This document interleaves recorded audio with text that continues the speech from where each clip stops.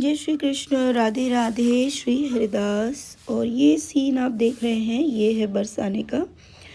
और आगे अभी ये लीला चलते चलते मैं आपको कल की लीला भी पहले बताऊंगी कि कल सेविका अपने आप को फिर से उसी स्थान पर देखती है जहाँ वो चुगली मंडल पे गई थी।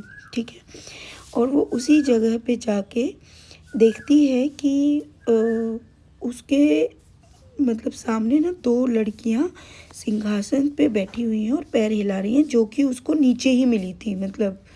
और उससे बोल रही थी कि चल तू ऊपर चल, ऊपर चल। तो वो कहती है तुम दोनों ऊपर क्यों सिंहासन पे बैठी हो ठाकुर जी के, जल्दी से नीचे आओ, पुजारी पकड़ के तुम्हें मारेगा।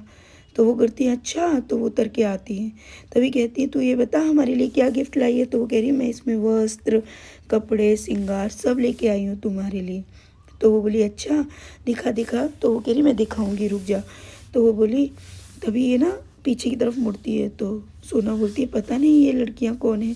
तभी वो लड़कियां कहती है सुन सोना, मैं सुदेवी हूँ और मैं रंग देवी हूँ।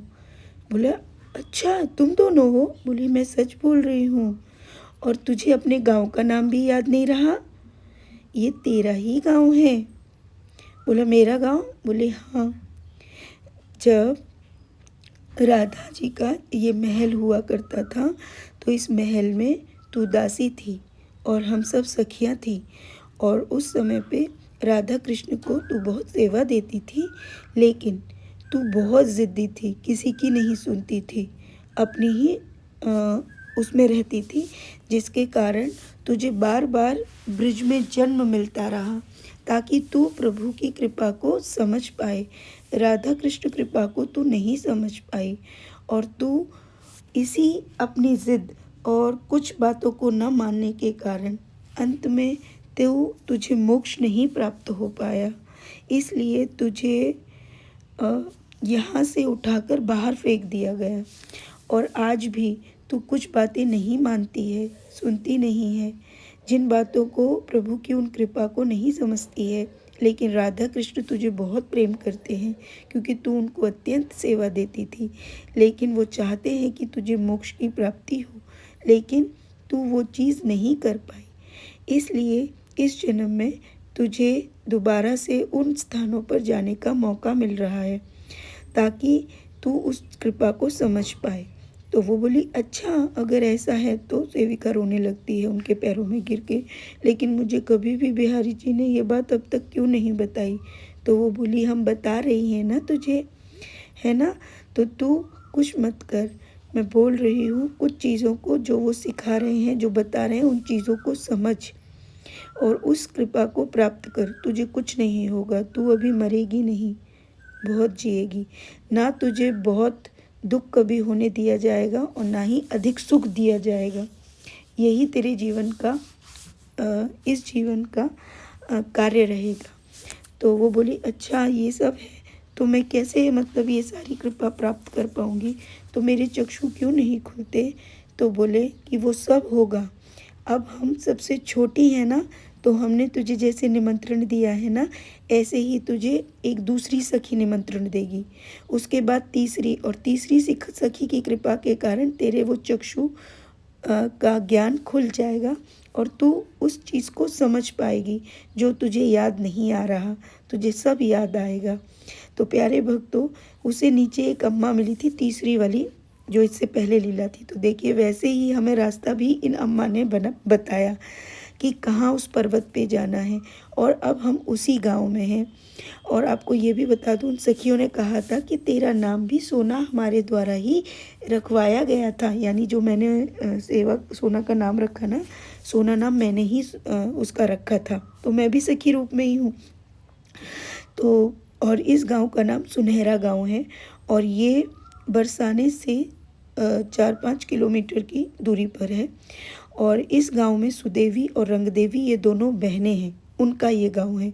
और प्रभु का कहना है कि अनंत बार सोना का जन्म इसी गांव में हुआ था। ये वही गांव है और वो राधा रानी के महलों में उनकी दासी थी और जो उनकी सेवा में हमेशा संलग्नित रहती थी। अब ये सब तो प्रभु ही जाने, हमें कुछ नहीं पता। बस हमारे लिए प्रभु का कहा एक एक शब्द सत्य है। और इसीलिए प्रथम ये सबसे छोटी सखी हैं और कान्हा जी की सबसे प्रिय सखी भी हैं सुदेवी। और आपको याद होगा लीला में कि नीचे से जब सेविका गई थी तो यही दृश्य था, नीचे गेहूं कट रहे थे। हम जब पहुँचे तो सेम वही दृश्य है। और खंडर इसलिए क्योंकि यहाँ पर बहुत अधिक ना तो भक्त आते हैं, और नवनिर्माण भी अभी कुछ समय पहले ही हुआ है, क्योंकि प्रभु ने जो दर्शन दिए थे कि वहाँ लाइट जलती है, कुछ खंडर सा है। तो सच में ये गांव बहुत ही छोटा गांव है और बहुत विशाल है। यहाँ पे दर्शनार्थी और भक्तगण बहुत ना के बराबर हैं, ये समझ लीजिए। और प्रभु नहीं चाहते थे कि यहाँ ज़्यादा भक्त आए भी, क्योंकि यही एक वो स्थान है जहाँ पर राधा रानी का श्रृंगार पवाती हैं सुदेवी और रंग देवी। जो उसके राधा जी जब आईने के सामने बैठी थी तो वो उनके बालों में फूलों की वेनी लगा रही थी, याद होगा, और एक श्रृंगार कर। और इसे ही स्वर्णाचल पर्वत भी कहा जाता है, क्योंकि ये वो स्थान है जहाँ पर भगवान शिव ने गौरी सखी का रूप भी धारण किया था, इसलिए इसे गौरेश्वर भी कहा जाता है। तो ये बहुत ही पवित्र स्थान है जिसको बहुत ही गुप्त तरीके से रखा गया, और यहाँ पर बहुत कम भक्त आते हैं। और यहाँ पर जो पुजारी जी हैं, आप यकीन नहीं मानेंगे, उनसे जब हमारी बात हुई तो सखी यानी सोना ने स्वप्न में कहा था कि तुम फिर मुझे अपनी सेवा में यहीं क्यों नहीं रख लेती। तो कल जब हम लौट रहे थे तो पुजारी ने कहा कि तुम दोनों यहाँ आके रहो और यहाँ की सेवा संभालो और मुझे भी संभालो। तो ये वक्तव्य ही हमारे लिए बहुत बड़ा है। आगे फ्यूचर में क्या होगा हम कुछ नहीं जानते, हम सिर्फ अभी ये जानते हैं कि ये जो जितनी चीज़ें हो रही हैं वो बहुत ही अनंत है। सोचिए हम यहाँ पर कभी नहीं आए, लेकिन यहाँ पर प्रभु के जो श्री विग्रह हैं उनके लिए जो हम वस्त्र और श्रृंगार लेकर गए, वो भी बिना देखे हम उनको लेके गए और उन्हीं के नाप का था। ये सब अलग चमत्कार हैं, साक्षात चमत्कार हैं। मैं इनके बारे में कैसे आप सबको बताऊं, क्योंकि हृदय तो मैं नहीं फाड़ सकती, लेकिन सच बता सकती हूँ। ये चीज़ें कब किसने क्या की मैं नहीं जानती, लेकिन ये सत्य है कि ब्रिज में ऐसे ऐसे कोने, ऐसे ऐसे स्थान हैं जिनके दर्शन प्रभु हमें करवा रहे हैं, हमें बता रहे हैं वहाँ के बारे में। ज़्यादातर कहते हैं कि सुदेवी और रंग देवी उनकी कोष को संभालती थी, और जब राधा कृष्ण का झगड़ा हो जाया करता था, यानी मान कर लेती थी राधा रानी, तब सुदेवी और रंग देवी दोनों सखी उनका मान तोड़वाती थी, यानी दोनों मीडिएटर का काम भी करती थी कृष्ण और राधा के बीच में। लेकिन स्वप्न के अनुरूप जो उन्होंने बताया, उनकी जो मुख्य सेवा थी वो फूलों का श्रृंगार बनाने की थी। वो फूलों का श्रृंगार बनाती थी, क्योंकि स्वप्न में वही दिखाया। वो वेणी बनाती थी और एक उनको पोशाक धारण करवाती थी। उनके मेन था श्रृंगार, फूलों से जड़ित श्रृंगार को करवाना, जो फूलों से ही मुकुट बनता था कानों में। और ये सारा श्रृंगार देखकर कृष्ण अत्यंत प्रसन्न हो जाया करते थे। इसलिए सुदेवी सारी सखियों में सबसे छोटी थी, और सबसे छोटी होने के कारण भगवान कृष्ण की सबसे चहीती और प्यारी सखी भी थी वो। और ये दोनों ही रंग देवी और सुदेवी, ये दोनों ही रियल दोनों सिस्टर्स थी, ठीक है, दोनों बहनें थी। और इस गांव में वैसे ही ये पर्वत है, इसको वैसे ही मतलब आज भी है। यहाँ पर वो जो रास मंडल है जहाँ पर कि श्रृंगार किया जाता है। अब कहोगे इसको चुंगली मंडल का नाम क्यों दिया गया था स्वप्न में, क्योंकि सेविका इसको चुगली मंडल बोल रही थी। अब सेविका को इसलिए पता है क्योंकि सखियों के समय वो उसी महल में थी, उसके अनंत जन्म हुए, अनंत जन्मों में होने के बाद भी उसको मोक्ष की प्राप्ति नहीं हो पाई। उसकी कुछ उद्दंडता के कारण, या कुछ जिद, या कुछ कृपा को प्रभु की ना समझने के कारण। और प्रभु का और राधा रानी चाहते हैं कि उसे उसकी प्राप्ति हो, ताकि इन अंत समय में जब भी सेविका इस जीवन से जाए तो वो प्रभु में ही विलीन हो, और उसका अब इसके बाद कोई अनंत जन्म ना हो। अब बहुत से कहेंगे कि दीदी, क्योंकि जब हम वहाँ गए वहाँ देखकर कुछ समझ नहीं आ रहा था, क्योंकि वहाँ पर कोई ज़्यादा है नहीं, बहुत ही साधारण सिंपल से गांव वाले थे। और बहुत सिंपल, बहुत साधारण सा गाँव है और दर्शनार्थी और भक्तगण भी कम आते हैं। और सच कहूँ तो लीला में प्रभु ने कहा भी था कि इस स्थान के बारे में वो नहीं बताना चाहते हैं, क्योंकि सारे स्थानों पर दर्शनार्थी और भक्त आते हैं, लेकिन उनका जो कर्म होता है वो बहुत अलग होता है। वो जिस उद्देश्य से उन्हें आना चाहिए उस उद्देश्य से नहीं आते हैं। लेकिन मैं आपको क्या बताऊं, हमें नहीं पता ये सब क्या चल रहा है, कैसे हो रहा है, क्यों हो रहा है, मेरा इसमें क्या अस्तित्व है मेरे साथ, या सोना मेरे जीवन में है, और ये सब प्रभु की क्या लीलाएं हैं, ये सब तो प्रभु ही जान सकते हैं। चलिए वो स्थान भी दिखाती हूँ। ये है वो खिड़की जहाँ से सेविका ने उस खंडर में अंदर झांक कर देखा था, और देखा था कि स्वर्ण जड़ित अंदर पूरा राधा रानियाँ और कृष्ण और उनकी सखियाँ थी जो चक्की चला रही थी।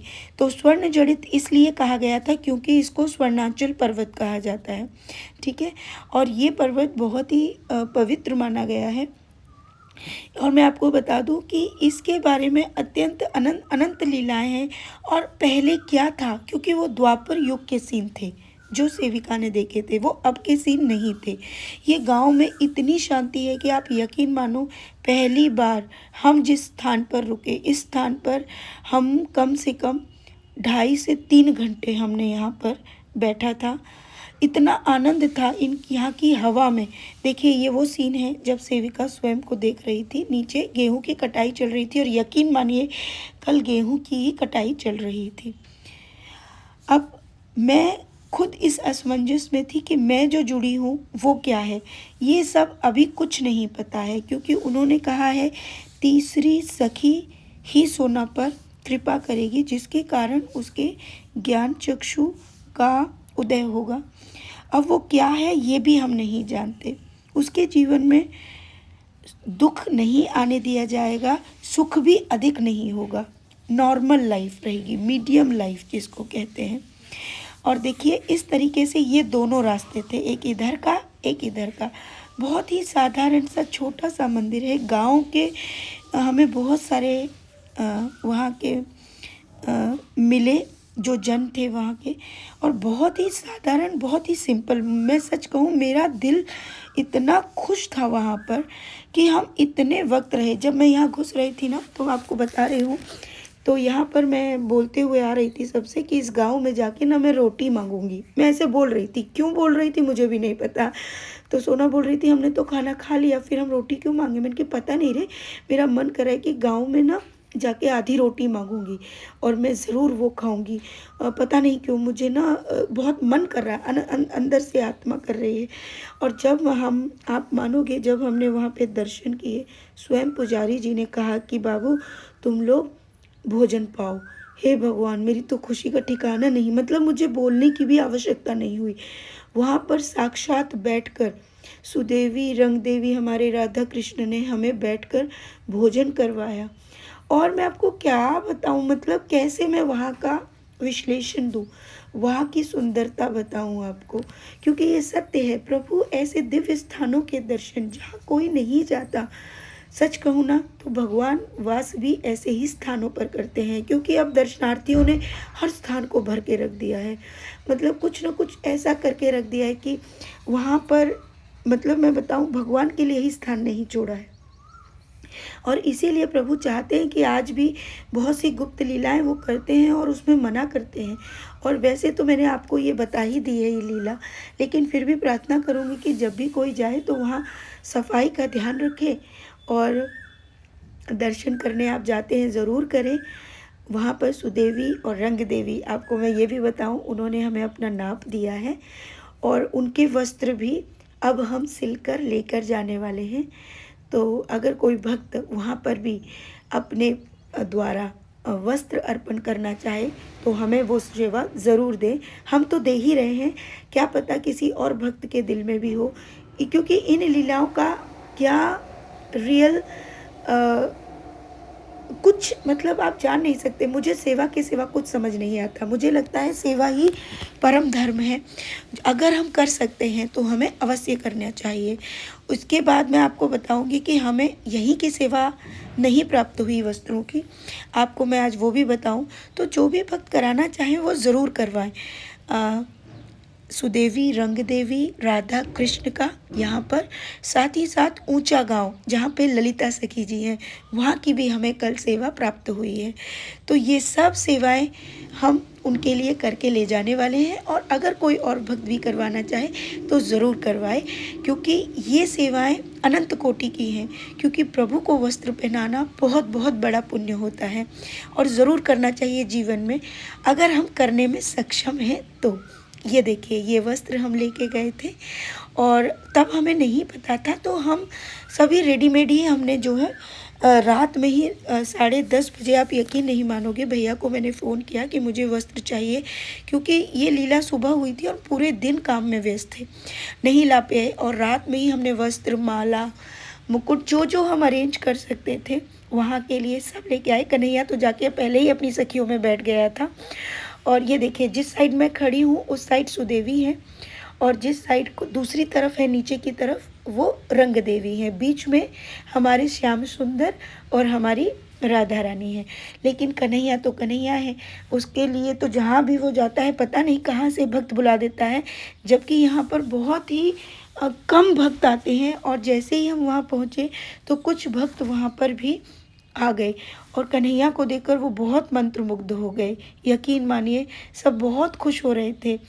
ये वहाँ के पंडित जी हैं, बहुत ही मतलब मैं सच कहूँ, बहुत सारी चीज़ें मुझे बहुत अच्छी लग रही थी। उन्होंने कहा कि तुम यहीं रहो, लेकिन हम ऐसा नहीं कर सकते। अभी जीवन के बहुत सारे कार्य हैं, न जाने प्रभु को अभी क्या क्या करवाना है, हम भी कुछ नहीं जानते, क्योंकि हम खुद जानना चाहते हैं इस जीवन का उद्देश्य। और इस जीवन का उद्देश्य जो भी है, लेकिन बहुत ही आनंदमय है। ऐसा आनंद जो शब्दों में बयान नहीं हो सकता, जिसको सिर्फ जिया जा सकता है, उस भाव को समझाया नहीं जा सकता। यहाँ आकर ऐसा ही प्रतीत हो रहा था कि हम यहीं के वासी हैं। ऐसा मतलब, भले ही वो बताया गया सोना के लिए, लेकिन मेरी आत्मा तो ऐसे लग रही थी कि मैं आपको क्या बताऊँ, मुझे रोना बहुत आता है। और मैं हर जगह पे ऐसा कोई स्थान नहीं कि मेरे अश्रु ना निकले। मुझे इतनी खुशी हो रही थी वहाँ पर कि मैं आपको क्या बताऊँ। अब हम सोच रहे हैं कि सेकंड जो निमंत्रण होगा वो किस सखी का होगा, हमें नहीं पता।